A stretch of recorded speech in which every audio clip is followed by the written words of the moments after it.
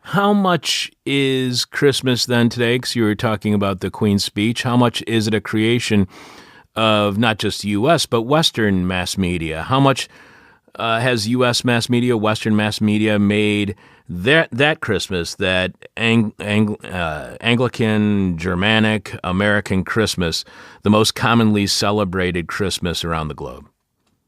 Oh, hugely. It has taken what were very specific elements from very specific regions, whether it was the Christmas tree, which for the most part was a thing that came from the Strasbourg region in Germany, or whether it was mumming, which was an English or a Northern European tradition, all sorts of traditions. And then because they appear in books, in magazines, in stories, in newspapers in the 19th century, and then in the 20th century on radio, television, in movies, these traditions spread. And so you can see, for instance, if you go to Japan in December, a country which has barely any Christian elements. I mean, the Christian population in Japan is extremely small and not remotely influential, but the elements of commercial Christmas are enormous. It's everywhere. If you want to misspend an hour or two of your life, Google Japanese shopping mall Christmas trees. Because apart from anything else, the Godzilla Christmas tree is not to be missed. I'll definitely have to check that out. I was just talking to a friend of mine who was a friend of mine is in Japan right now. Another friend of mine lives in Hong Kong, and my friend in Hong Kong said, "You would not believe how Hong Kong tricks itself out for the Christmas holidays. How it looks so Christmassy. How there's the Santa Claus, there's everything, and yet there's no real sense of Christmas. It's all about the commercialism." And you write that Libanius, a pagan Greek philosopher, described the Calends celebrations of the 4th century, and they already sound familiar, featuring carousels and well-laden tables, abundance for the rich, and for the poor, better food than usual. It was a time of spending. People are not only generous towards themselves, but also towards their fellow men, he wrote. There was also a strong element of society turned upside down as masters waited on their slaves, and senators dressed as plebeians. And to this day, in much of the English-speaking world outside the U.S., where the British Empire once ruled, and in Britain as well, they all still celebrate Boxing Day on the day after Christmas, where the masters wait on the servants and the servants are served by their masters. How much is Christmas a celebration of capitalism, as in the purchasing of good, while having an anti-capitalist message of goodwill toward men and challenging class structures? Well, it's very interesting, isn't it? Because I think it's not so much, I mean, it has become, of course, an entirely capitalist consumerist holiday because we live in a capitalist consumerist world. Things don't survive without taking on the flavor of their surroundings. But what it really begins is a festival of, a seasonal festival. You've got in a pre-industrial agricultural world, this is the downtime. This is the time in the Northern Hemisphere where not very much is going on, where you have already brewed your beer or made your wine for the year. You've slaughtered the animals that you can't afford to overwinter. So you've got food, you've got drink, and you've got not very much to do.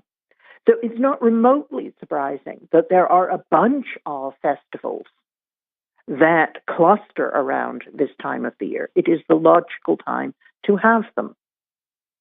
And I was watching. Go ahead. Sorry, go ahead. Oh, I was just going to say, when I was after I read your book, and I was last night, I was watching, because of your book, I was watching The Miracle on 34th Street, and how that story is the epitome of trying to link commercialism to the, charity of Santa Claus. I mean, to the point where it's, running ads for Macy's and Gimbals, and it's clearly something that is just trying to promote commercialism. How much more do we see that in the hyper-consumerist United States? Did that become more and more, did the commercialism become more and more commercialized, if you will? Was that more and more of a central aspect of the Western message of Christmas as time went on in the 20th century? I think you're looking at it backwards. I think you've just got to accept that as capitalism takes over with the birth of the Industrial Revolution, Christmas grows with it. That you can't separate them. You can't say, Christmas stays austere and pure. It is part of the culture, and therefore it becomes what the culture around it is. You can't take Christmas out of the culture. It is part of it. So how much can we look at the way Christmas is celebrated then and see Anglican, German, and even American history? Does the way we celebrate Christmas, or the way they did celebrate Christmas, tell a story about Victorian England, 15th century Germany, and 20th century America, all separately and together? How much can we view the past's history? How much can we view what a country was like by viewing their Christmas celebrations? Oh, I think very much. And I think we can precisely see the big shifts in Christmas, how we mark the various kinds of Christmas, absolutely with the various revolutions, whether we're looking at the American Revolution, whether we're looking at the Industrial Revolution, we're looking at the English Revolution, which is when they cut off Charles I's head, and is the first period in which Christmas is banned. Absolutely, Christmas responds to the important political events because it is part of the culture. So what you can see each time is, yes, you have, for example, in parts of Pennsylvania in the 20th century, you have these Christmas pots, which are decorated sort of elaborate miniature stage sets. They're like nativity scenes on steroids. But because of the culture of the community, they are community events, and people go from house to house looking at these putzes. Or you have in Germany in the early 20th century, in the 1930s, you can see how Christmas elements are changed as the Nazis come to power in the 30s. And they deliberately set out to change many of the Christmas markers as part of their desire to promote the idea of the Aryan culture. Absolutely, in exchange in Washington, after Pearl Harbor, I think it's 2 weeks after Pearl Harbor, there is officially a blackout. There are supposed to be no lights on in the city at all because they're worried about more bombing. But lighting the Christmas tree outside the White House is important enough that they break the blackout to do it. So Christmas is integral. You can't separate it from the rest of the culture. So how much then is Christmas, if it is globalized through the U.S. media, how much, or our image of it at least, how much is Christmas a symbol of America to the rest of the world? What does Christmas say to the world about the United States?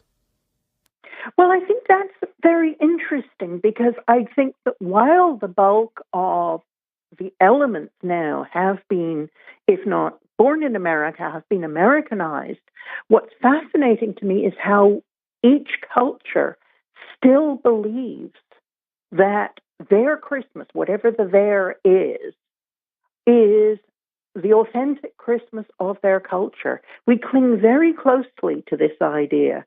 And we all have, to a degree, different elements, whether it is in Italy, the stress is on Christmas Eve and the big family meal on Christmas Eve, or whether it is in England the liking for ghost stories at Christmas, or whether it is in America the Macy's parade sort of starting the season.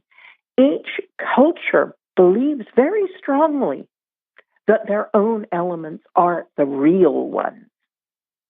And I think it's this clinging to this belief that is so fascinating, even as we all watch television, we all watch movies, and we see that these customs are everywhere. Yet we can still tell ourselves they're ours. You write the nature of giving and of expectations had changed once Santa became a department store regular.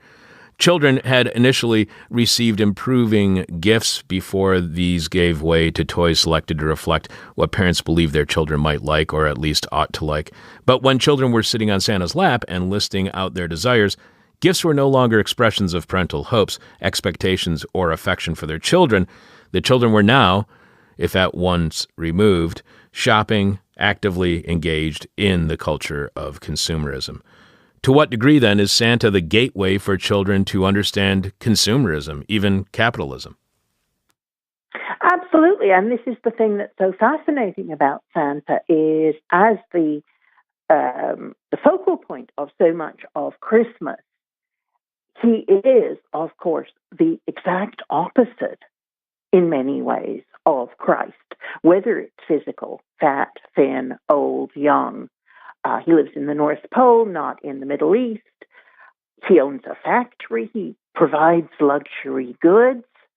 At a stretch, you could do water into wine as perhaps Christ's token towards luxury goods. He is absolutely the opposite of all religious teachings. And yet, somehow we have merged in our minds because they are, and I'm making air quotes here, given away, these toys that he brings. We can disguise the overt consumerism. And there are many instances of these that go back even before Santa. For example, if you think of the Christmas tree, in the 19th century, the tradition was for smaller gifts that they were actually tied onto the branches or put in little baskets and sort of different holders which got strung onto the branches of the tree. And there was also fruit and nuts and cookies that were tied onto the tree.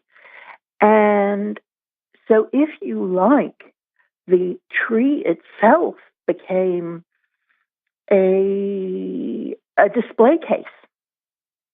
It's like a shop with all the goods on display. And it's not a custom that's particularly common in England. The American custom of putting the tree in the window of the house is like putting the shelves on display in a shop window. So how much do we give conflicting and contradictory lessons about Christmas to our kids? How confusing can it be? Because it seems like it's teaching kids that both charity and gluttony can somehow coexist.